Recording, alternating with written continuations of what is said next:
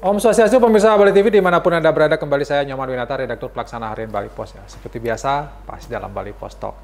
Kali ini saya akan mewawancarai salah satu anggota DPRD Kabupaten Badung, Bapak Wayan Puspanegara.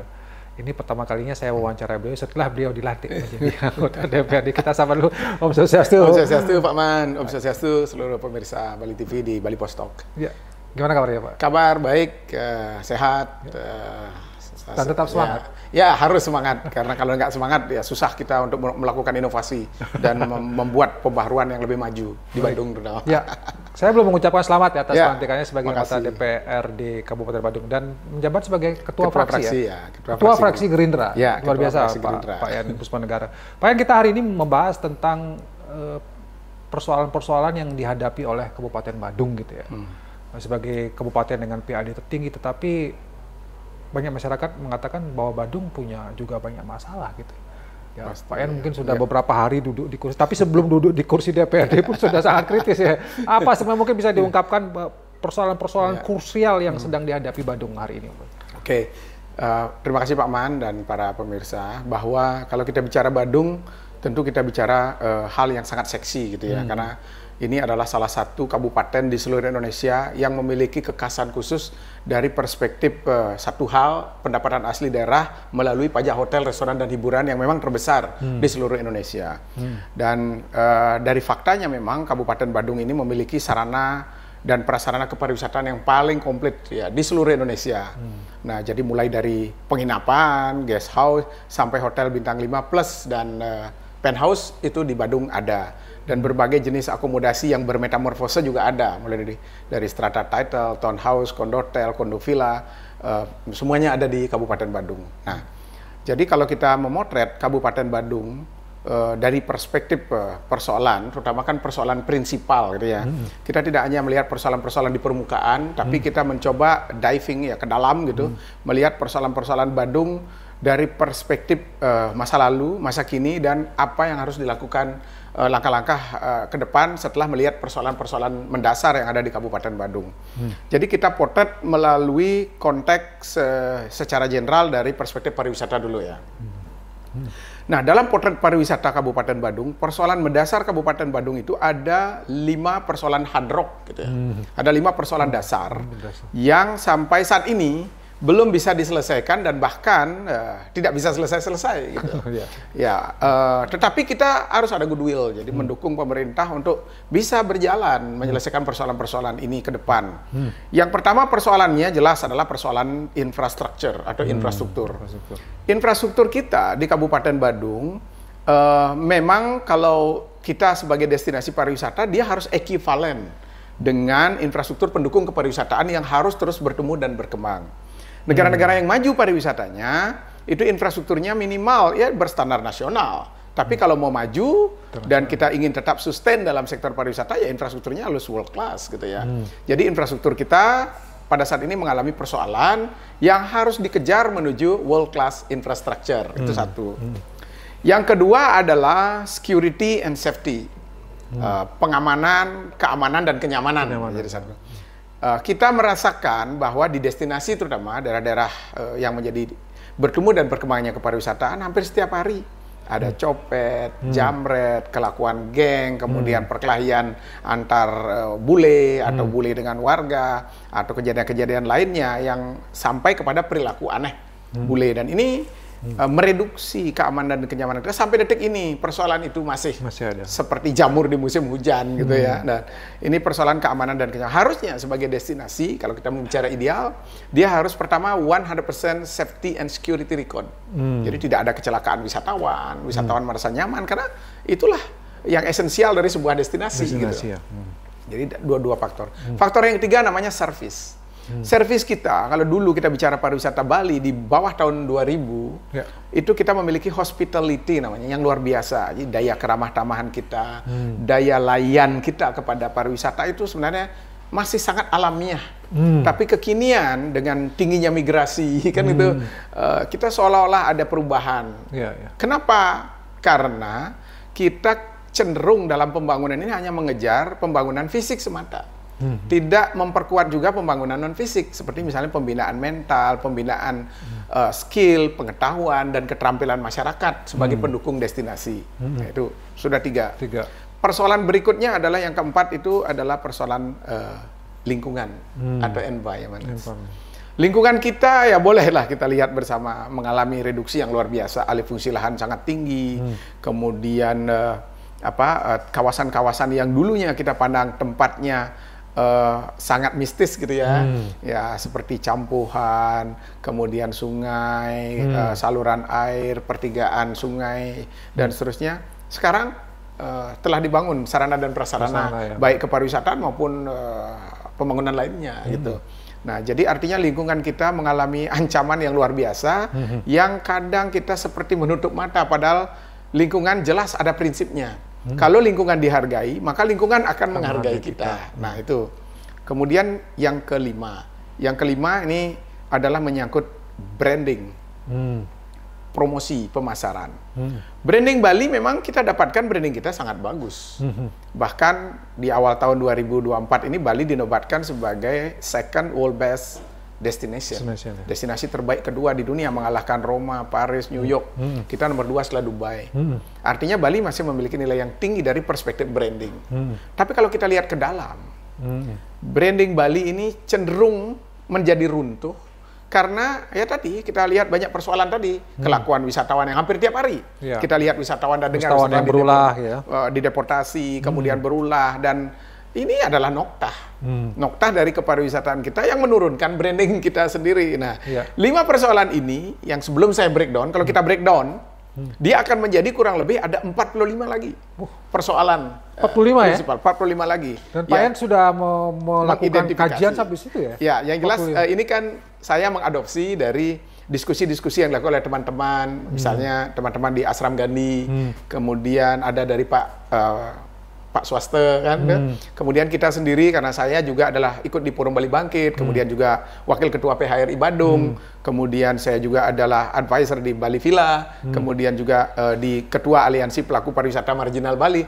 Pariwisata adalah fiber saya lahir dari rahim pariwisata. Baik. Nah, Tapi kalau 45 itu terlalu banyak, kalau dijelaskan itu agak susah. Tapi yang besar sekali masalah yang prinsipil yang harus diselesaikan segera oleh ya siapapun pemimpin. Kalau kita bicara pemimpin ini kan momennya pilkada juga. Kita kan yang baik lah, terbaik Bali, Badung dan kabupaten kota lain. Kita bicara Badung. Apa yang harus diselesaikan dengan segera gitu. Sekarang kita fokus Badung ya, dengan sebenarnya Bali sama. Bali sama. Jadi apa yang terjadi di Badung apa yang terjadi di Bali juga terjadi di Badung, tetapi makanya breakdown yang 45 itu adalah specified, ada spesifiknya di Kabupaten Badung. Nah, gitu. Nah, sekarang kita coba bedah satu persatu yang prinsipal atau hard rock-nya persoalan di Badung. Nah, hard rock yang pertama infrastruktur. Kalau infrastruktur, kenapa? Secara visual, empirik ya, pengamatan langsung, apakah jalan-jalan di Badung lancar?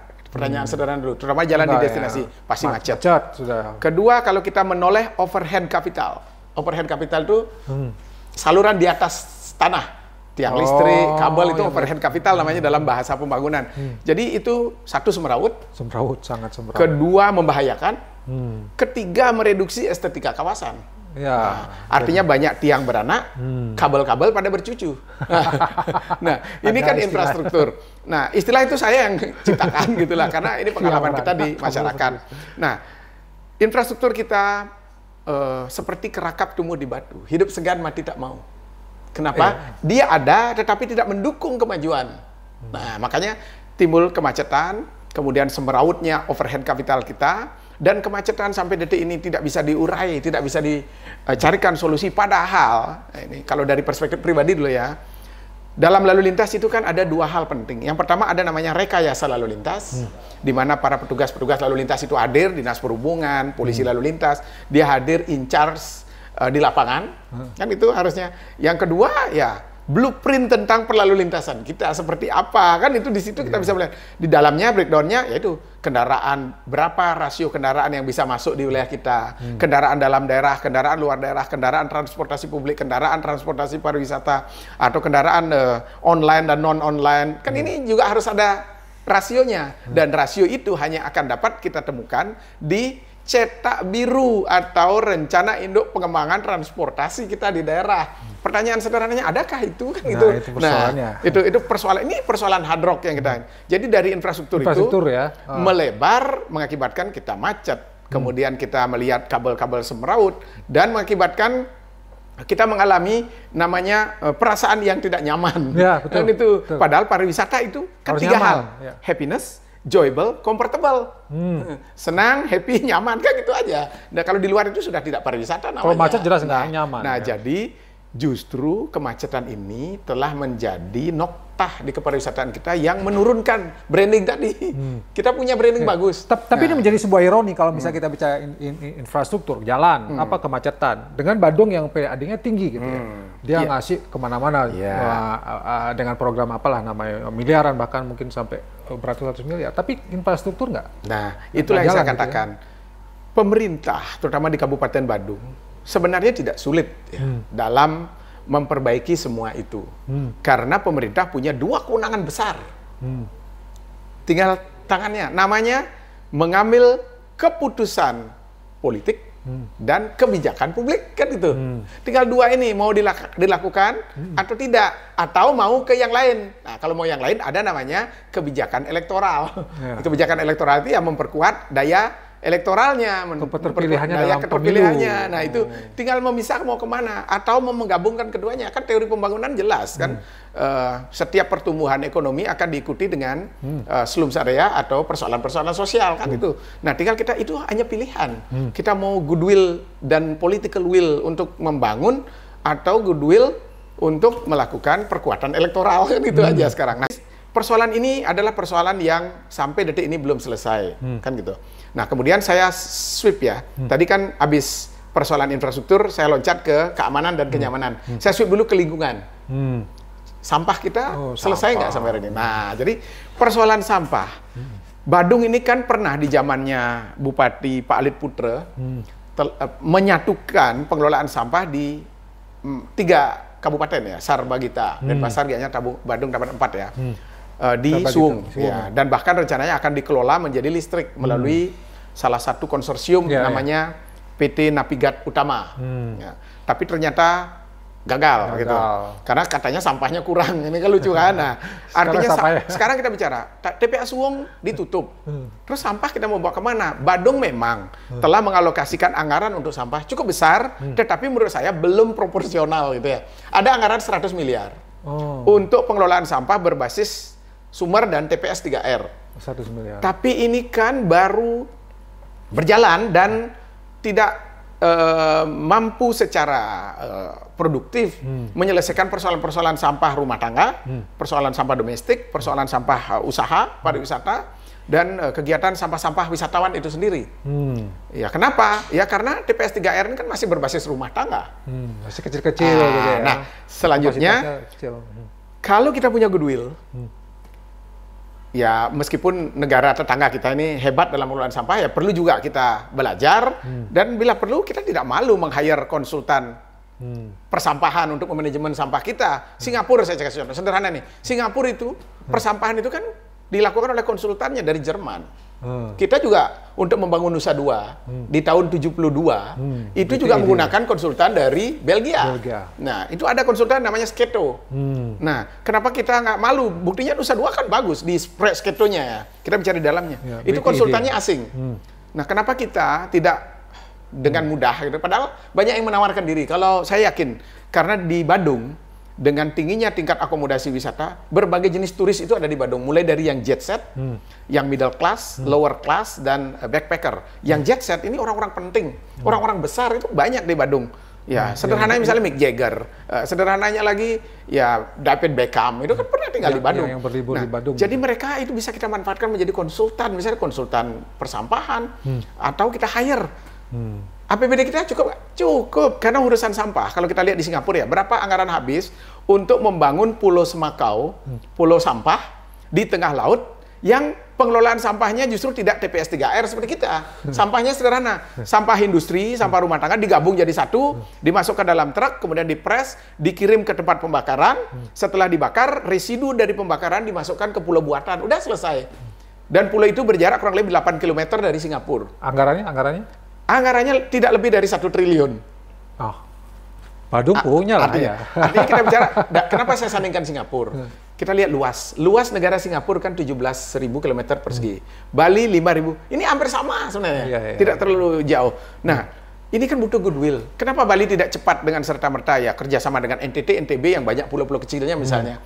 Atau daerah yang tertentu yang bisa kita secluded kan untuk membangun pulau sampah misalnya. Dan buktinya Pulau Semakau itu bukan menjadi pulau sampah akhirnya. Dia menjadi tempat flora dan fauna berkembang karena di situ hutannya sangat bagus, bertumbuh karena kan di treatment. Dan asap, kelebihan Singapura lagi satu adalah asap dari pembakaran insenerator itu disuling, difiltrasi sehingga asap yang keluar tidak seperti asap pembakaran kita. Asapnya lebih bersih justru dari udara bebas yang ada gitu. Nah, ini kan teknologi. Itu ada teknologi dan Badung sebenarnya punya dari anggaran. Kalau dari perspektif anggaran, Badung lebih tinggi dari kata visible. Lebih layak, lebih mampu untuk itu. Tinggal mau goodwill nggak? 1 triliun, saya kira Badung sangat mudah kalau mau mengentaskan sekarang persoalan sampah. Tinggal kita kerjasama dengan Nusa Tenggara Barat dan Nusa Tenggara Timur mencari tempat, kemudian siapkan kapal tongkang untuk dikirim, udah selesai. Dalam jangka pendek kita bisa lakukan itu. Oke, Pak. Sebagai closing statement ya sekalian karena 15 menit ya. Kita perlu cari waktu lain lagi ya untuk mengupas lebih dalam. Apa yang menjadi penyebab, bukan penyebab, apa yang mesti dilakukan gitu ya, supaya masalah yang sudah muncul tadi, yang sebagai masalah-masalah pokok potensial kemacetan, lingkungan itu kan kemacetan juga, sampah ini biar bisa selesai gitu.